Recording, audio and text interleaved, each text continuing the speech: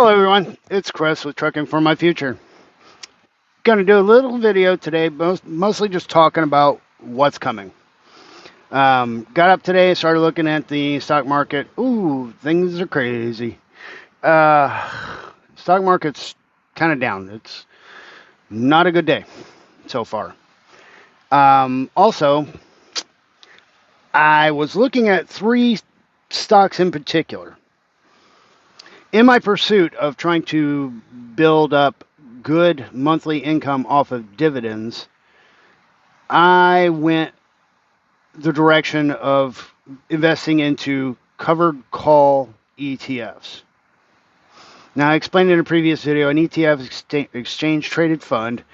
Basically, a company goes out there, buys a bunch of stock based on whatever list or criteria. You buy into that company and get those stocks, that list of stocks. A covered call ETF, bit different. You're not getting those stocks. They are taking the money and they're using them to do options. They're buying and selling options on the stocks. And then they share their profits with you as dividends. So they're day trading basically. They're selling options. You're not actually getting the stock in that list. Now, what that does allow them to do is to give a much higher dividend. I went with a company called QYLD, and they have a number of different covered call ETFs. But I bought into their main ones, which is QYLD, very popular, RYLD, and XYLD. Problem with covered call ETFs that I found is that the stock price gradually comes down, a little bit at a time. So you're actually kind of losing money. If you put money into that, buying a number of shares, it starts to lower the stock price, you're losing money. Now, you do get it back on the dividends that they pay every month. But when you look at the overall return of what you're getting, you're actually starting to lose money on that stock price. So your overall gain is kind of low. And I feel, for me, just my opinion, because I can't give out any kind of advice, financial advice. For me, I feel like there's better opportunities out there. I think a better strategy would be to buy into a stock that has a better stability of the stock price.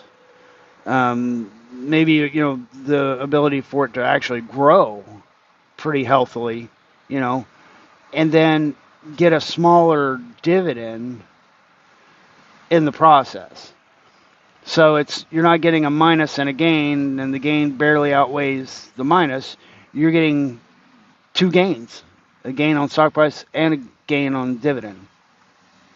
A good example is the JP Morgan Chase.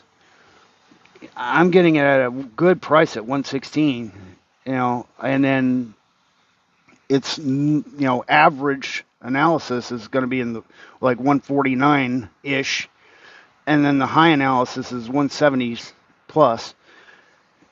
I'm buying it down here in the teens. Every share that I can buy is going to go up a substantial amount. And on top of that, I'm getting a 4% dividend. That's a win-win. And I think that kind of investment is the better path. And I know there's a lot of people who really like QYLD, and a lot of people are very heavily invested in QYLD. And they're going to be a little shocked that that's actually going to be the first one on the chopping block for me to sell. It was the least performing of the 3. QYLD is going to go first. Second will be XYLD. And third will be RYLD, because that's actually how they performed. So I'm going to move out of those positions one at a time when the market's a little better. And I'm going to reinvest those dollars into...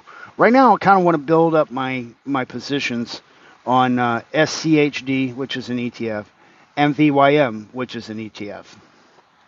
And they're more traditional ETFs. They're buying into a list. And they have lower dividend payments. But I think overall, their performance, when I look at their performance, it just blows the covered calls out of the water. I mean, the best of the covered calls was 81% since its inception. I've seen stocks out there that get 800%. Heck, I was looking at one last night that was almost 1,600% since its inception. I think I can do better than 81%. So, that being said, I'll try to keep you updated on what's happening and what moves I'm making. But the QYLD being 18% of my overall portfolio, that's the first one to go. And I'm going to reinvest those dollars elsewhere. And just going to have to keep an eye on the stock market and see what it does over the next few days and see if I can catch it at a better sell price. So, every penny it goes up saves me money. All right, I'm going to try to keep this short, so that's going to be the video. You guys keep following along. I'll keep giving out some information and tips and so forth. I'll let you know what I'm doing and give you updates on the overall status of my portfolio. Today, right now, the stock market's crazy down. I'm down almost 5% overall. I'm going to wait for things to kind of improve a little bit before I do any selling. So, all right, guys, that's the video. I'll see you in the next one.